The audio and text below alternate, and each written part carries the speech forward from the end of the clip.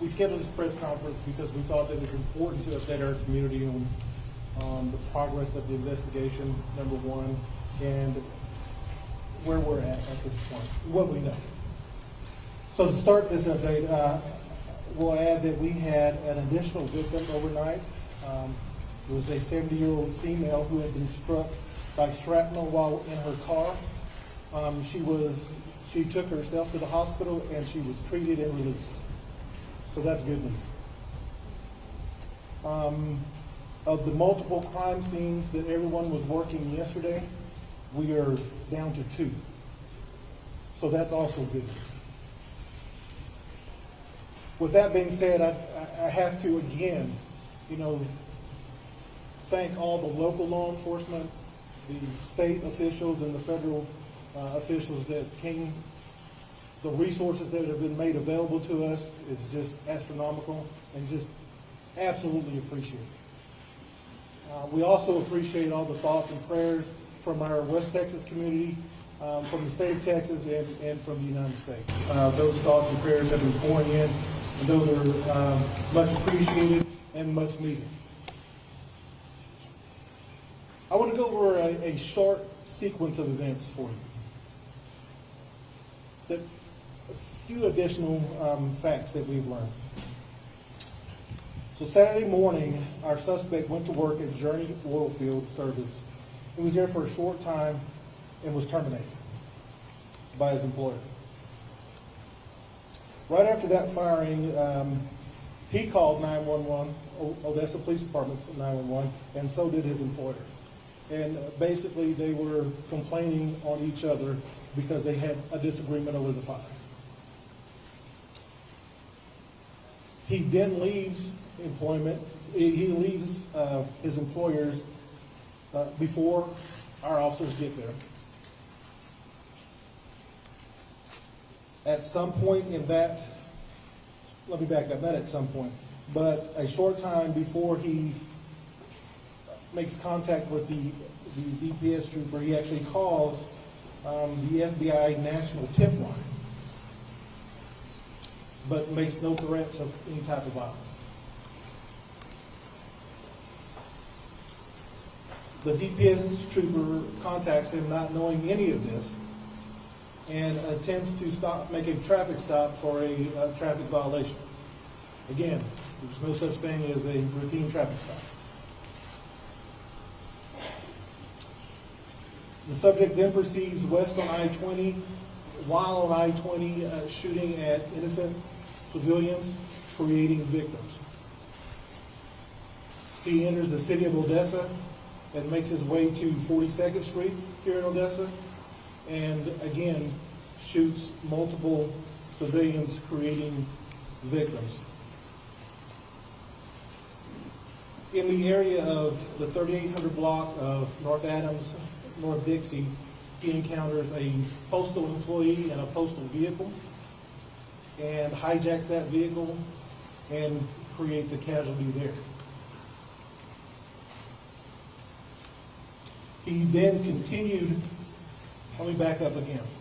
At that point is when the vehicle he was in was a gold-colored sedan. He dumps that vehicle at that point and takes the mail truck. This is not a typical mail truck that you're thinking about, that you see. It's a white minivan, is what it is. Okay? He takes that vehicle and continues his shooting spree until he is finally contacted at the Cinergy by multiple law enforcement agencies. An exchange of gunfire does ensue, and the threat is eliminated at that point.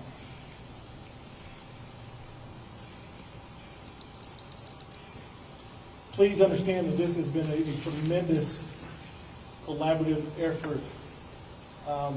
The initial response, number one, by several law enforcement agencies, and obviously you see the number of local, state, and federal agencies here now, and that's, again, awesome. And we'll take questions at this point. I spoke to a neighbor of his who said that about a month ago, he pointed a rifle at her. She called police. Police did not His residence is actually in Ector County and not in the city limits of Odessa, so I'll defer that question to the sheriff.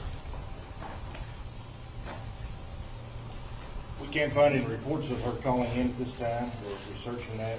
We will release that information when we find it, if we find it. Sure. Kurt, the governor has said that the suspect failed a background check in Texas. Is that true? And if so, how did you get a firearm? I have no idea how he came into possession of this firearm. The ATF is doing that part of this investigation, and as far as I know, at this point in time, that has not been determined. Is there any ATF representative that would like to respond to that?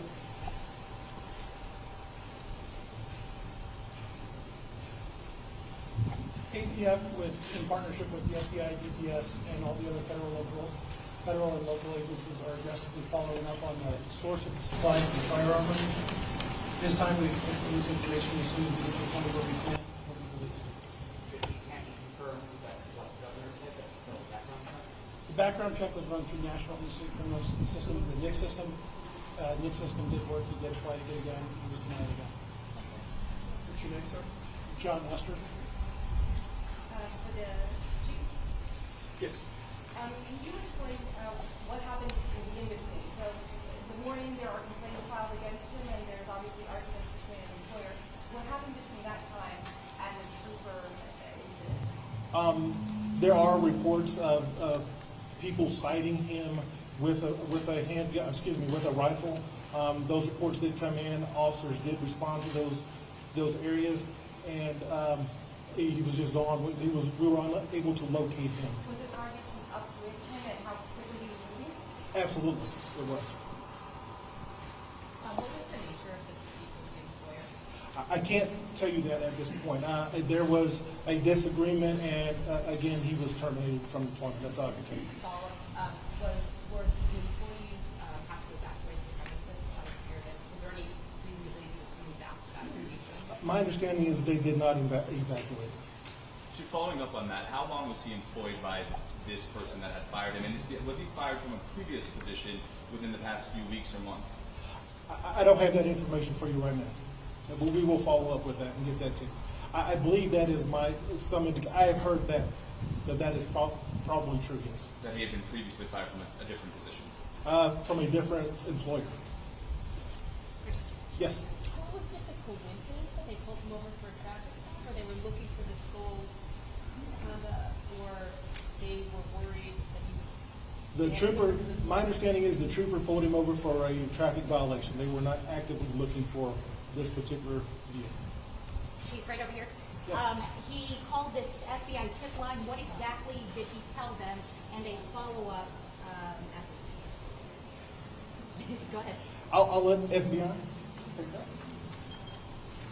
Sure. He called the national tip line about 15 minutes before his encounter with the troopers. It was, frankly, rambling statements about some of the atrocities that he felt that he had gone through. He did not make a threat during that phone call. He ended that phone call. And after the phone call, we initiated all of our law enforcement procedures, trying to figure out who he was, where he was. Fortunately, it was only 15 minutes before the trooper was engaged. And Chief, real quick, have y'all found any kind of letter explaining why he then went on this rampage by any chance? Any kind of letter, or suicide, or whatever you want to call it? Again, the DPS, the Texas Rangers, and the FBI are conducting that part of the investigation.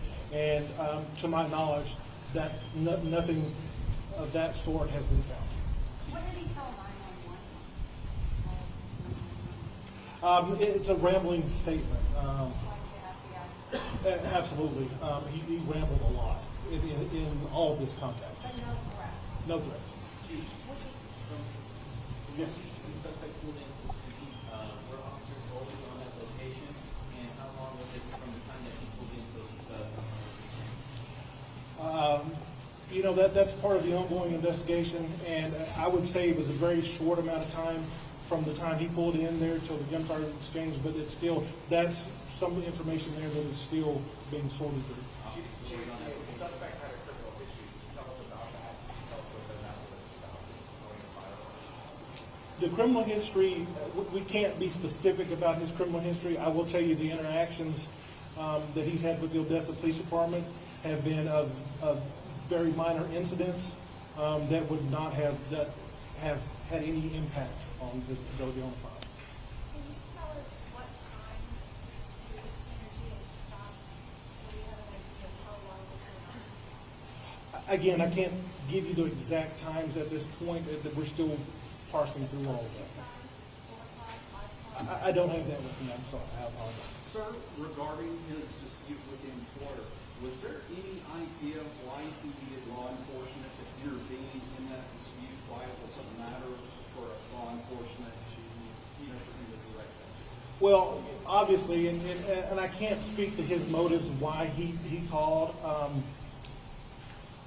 but we commonly field calls that are not of a law enforcement nature, that are of a peacekeeping nature between neighbors, between co-workers, that sort of thing, where we just step in and calm the situation down.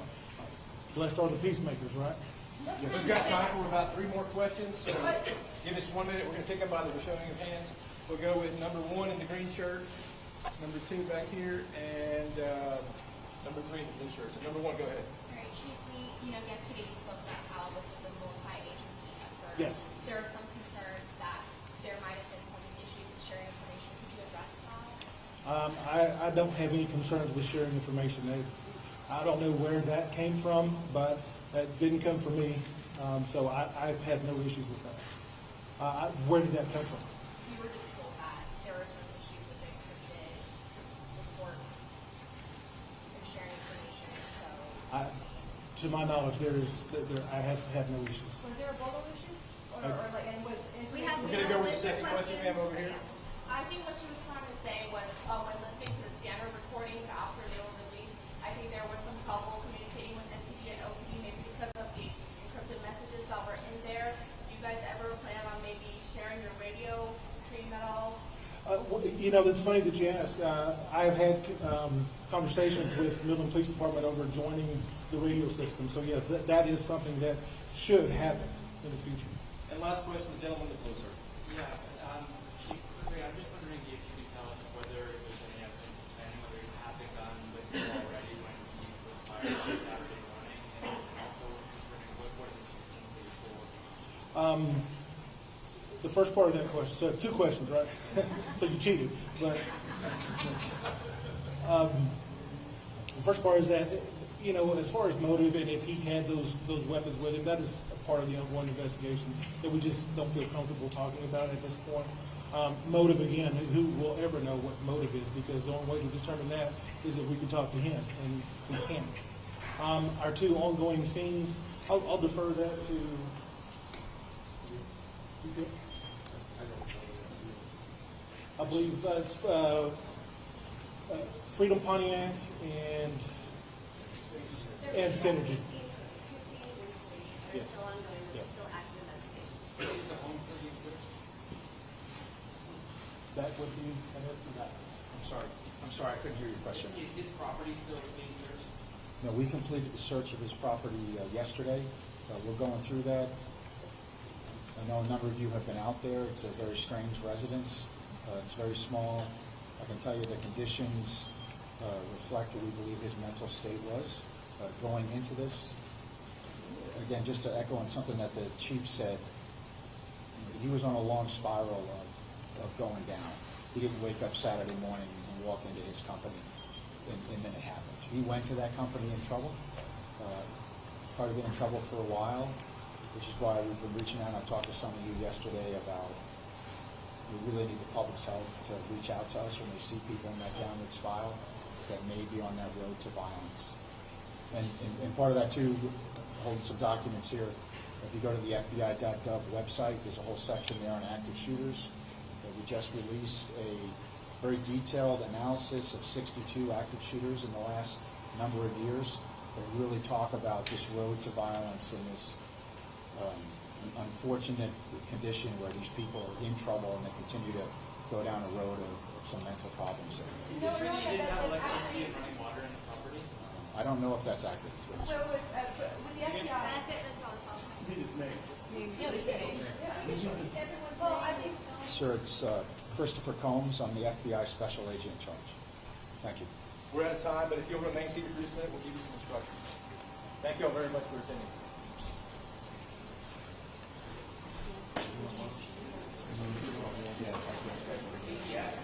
We're going to break and do some, if y'all just keep your seats, we're going to give them a break and allow some one-on-one interviews. But we're going to break you up into groups because there's so many of you, so if you just give us a moment, we'll get to that in just a second. Just keep your seats.